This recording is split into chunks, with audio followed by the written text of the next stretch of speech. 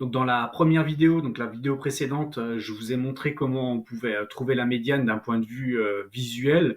Là, c'était facilement faisable visuellement parce que on avait 16 ou 17 valeurs. Et comme je l'ai précisé à la fin de la vidéo, si on a des datasets, en gros, si on a des listes ici avec des milliers de valeurs, on va pas pouvoir le faire visuellement, mais sous Python, on peut toujours le faire d'un point de vue mathématique, hein, avec les fonctions qu'on a déjà vues, hein, donc en connaissant la longueur de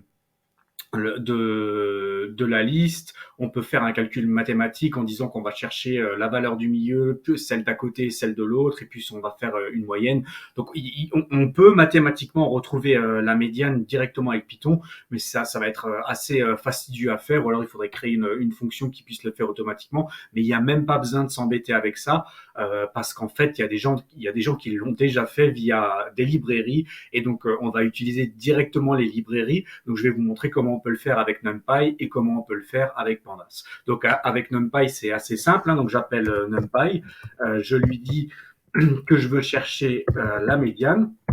En anglais, il n'y a pas de E. Je vais lui mettre ma liste.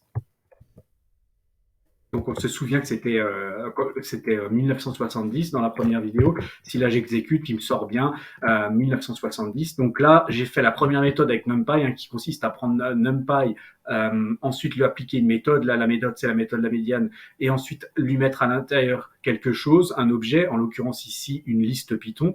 Mais il y avait une deuxième solution qu'on peut faire avec le NumPy, c'est d'abord de créer un objet de type array.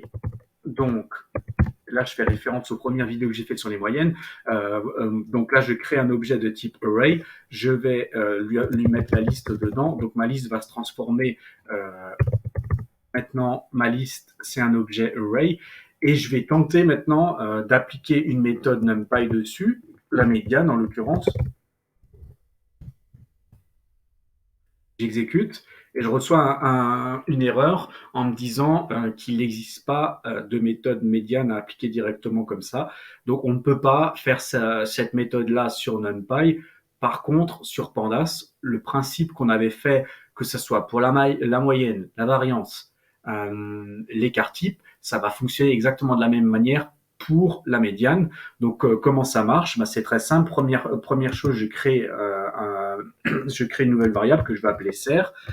J'appelle Pandas, j'appelle la méthode series pour lui dire que je veux créer un objet de type series qui fait référence à ma liste qui s'appelle salaire. Là, il vient de créer ici mon objet. On peut voir à quoi il ressemble ici. Donc il n'est pas trié, mais il reprend, donc il va de 1960 à 2480. C'est vraiment cette liste-là, mais sous la forme d'une série, donc objet Pandas. Et si je veux la médiane avec Pandas, eh ben, j'appelle une méthode médiane, j'exécute 1970. Donc j'aurais tendance à dire que c'est peut-être un peu plus pratique de le faire sur Pandas. Pourquoi? Parce que pour l'instant, toutes les méthodes de statistiques descriptives, donc je redis, je reprécise lesquelles je parlais, moyenne, écart type, variance, médiane, on peut les faire directement depuis l'objet qui a été créé et ensuite en appliquant les méthodes dessus.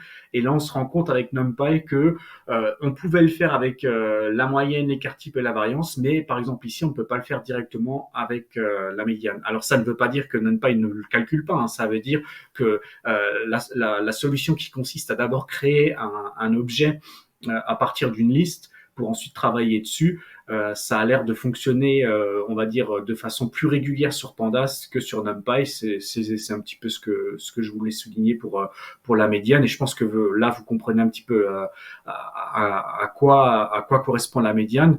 Et une fois qu'on a compris à quoi correspond la médiane, ça va être très simple de comprendre à quoi correspondent les autres. Pardon, je vais exécuter les autres qui s'appellent donc les quantiles et quartiles. Il y a même d'autres termes, mais une fois que vous avez compris quantile, vous avez compris tout le reste. Voilà.